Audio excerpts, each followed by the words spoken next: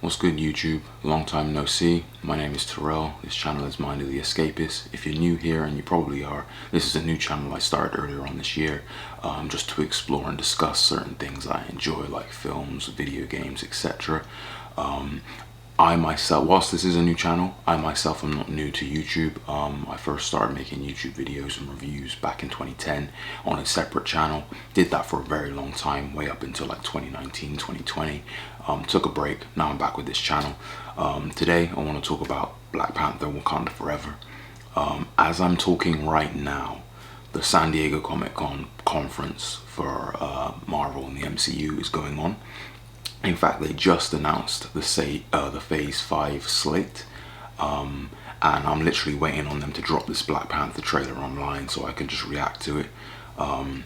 I think I speak for many of us when I say that I do have a lot of concerns with Black Panther Wakanda Forever. It's been an uphill climb for that movie. Of course, ever since we lost Chadwick Boseman, that production suddenly felt a little tainted, because we already automatically know that the film we're gonna get isn't the original film that was intended. And I'm really intrigued to see how Marvel market this movie, because as of right now, in my opinion, I believe Black Panther Wakanda Forever is easily one of the most challenging films that their marketing team have ever had to advertise to us. The main reason for that is, of course, the Chadwick Boseman situation kind of left us in the dark about the direction that this franchise is going moving forward. And with most MCU films, before a trailer drops, we usually have an idea of what to expect with the film. In this case, with Black Panther Wakanda Forever, that marketing team has to really pitch to us through this trailer what the future of Black Panther is within this MCU franchise, because right now we don't really know. People are assuming that it's Letitia Wright and Shuri taking the mantle. We know that Namor is apparently in the movie. That's pretty much been confirmed, I believe, and that's about it. So what's the story of the film, really? We don't know. So there's a lot on the line with this film. Recently, I have felt very fatigued with the MCU personally, but I've seen that sentiment echoed online by many, especially after Thor: Love and Thunder. The reasons for my fatigue with the MCU, that could be a video in itself, so I won't really go into it here. But coming off the back of the reception for Thor: Love and Thunder, which was very mixed, they've got an even more of a difficult battle to try and market this Black Panther film to the audience and make people think that it's going to be good and get people excited and hyped. It's a stark contrast compared to what the hype levels were for the first movie, but I accept that that would never ever be replicated again. That was a lightning in the bottle phenomenon back in 2018, especially for the black community, and that just won't ever be replicated. And even if Chadwick was alive, that still wouldn't be replicated to that degree. But yeah, I'm very intrigued to see what they got to show. They really got to put their all into this trailer, in my opinion. They've kind of got to hit the ground running. The film's out in a couple months, well, a few months, November, and yeah, there's a lot on the line with this film, I'd say, especially in terms of this franchise as a whole, this pocket of the MCU with Wakanda and Black Panther. This film could potentially make or break it in the MCU. It'd be a shame if it was to go out sad, per se, and crash and burn with this sequel. I really don't want that to happen, but at the same time, don't have much confidence. So yeah, the trailer, I don't think the trailer's dropped right now, but let me briefly talk about Phase 5 in the meantime, actually, because they did just announce Phase 5, and unfortunately for me, I don't think the MCU's for me anymore. And the reason I say that is Phase 4 has been so up and down and inconsistent, and I believe the MCU is very oversaturated, especially with all these TV shows they're constantly releasing. It's become very oversaturated.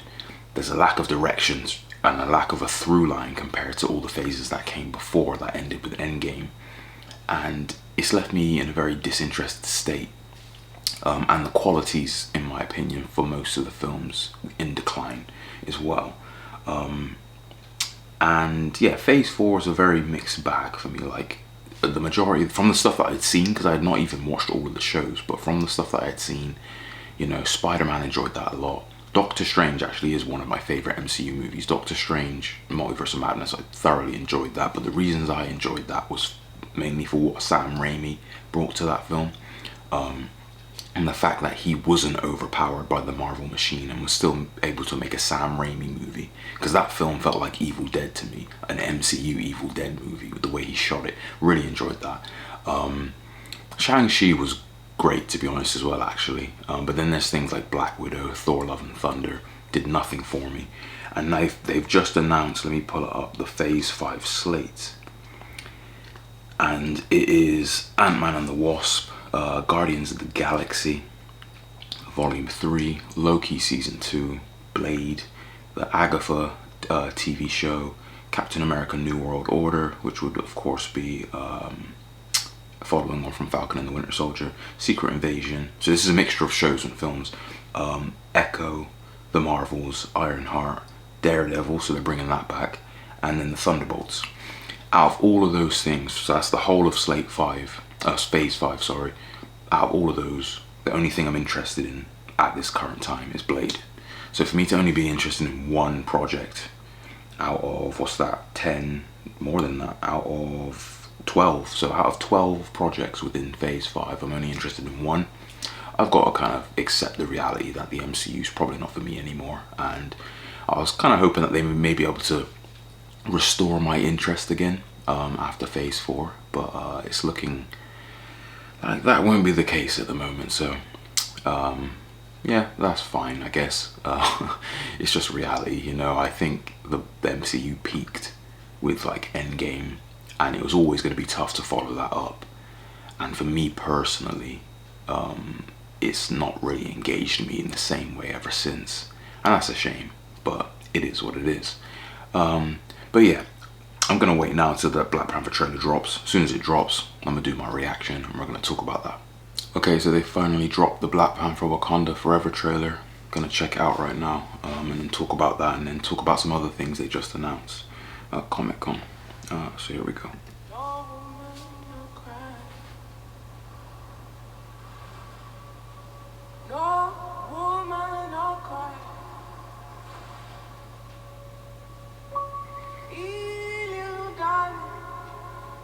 Shed no tear,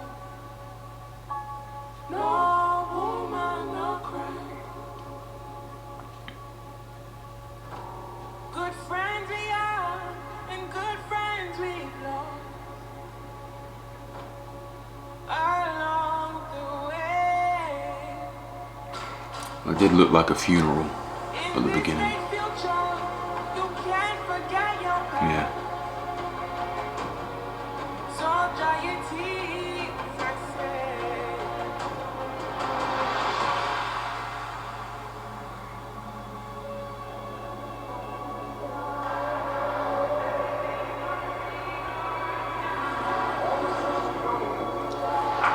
Obviously Namor.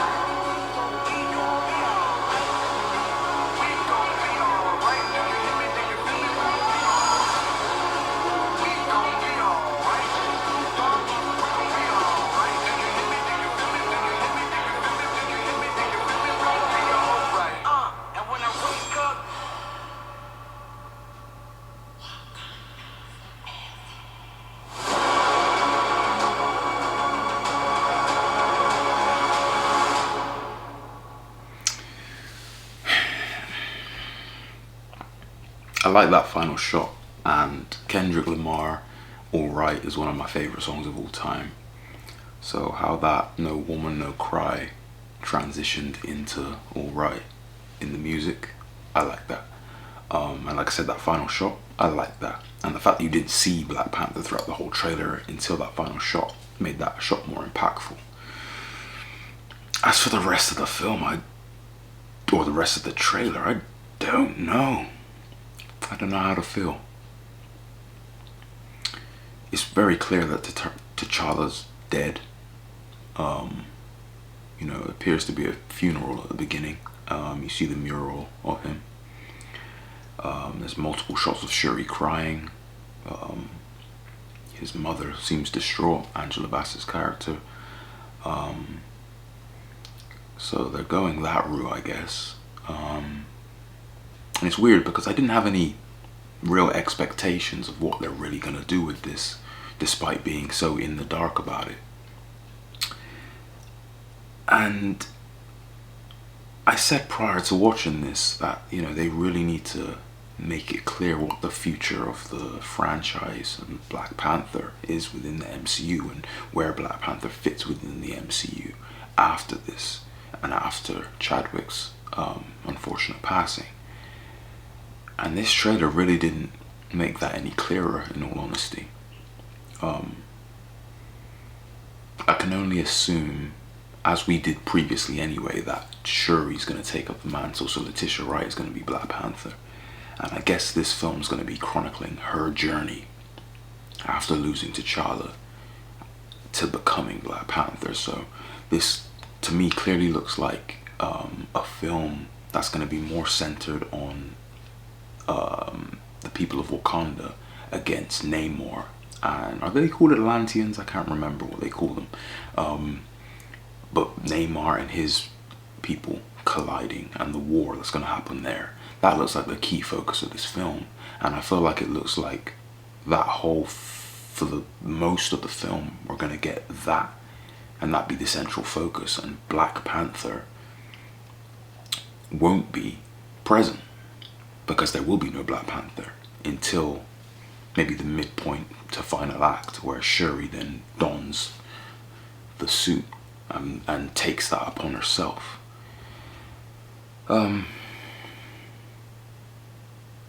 Yeah, I don't know how to feel about it, if I'm being completely honest. The film doesn't look bad by any means. At quick glance, those visual effects look better than some of the visual effects that Marvel have churned out lately in some of their films. But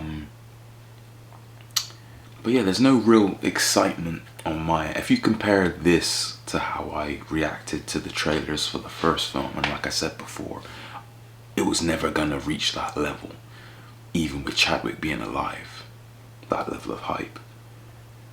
But I don't know if it's a bittersweet feeling because of Chadwick not being there, but also seeing how they must, this is gonna be unavoidably like a Frankenstein script that's been altered. And we're never really gonna know to how much of a degree it's been altered from what it originally would have been if Chadwick was alive. And obviously Ryan Coogler, I know, would have done the best he could with this.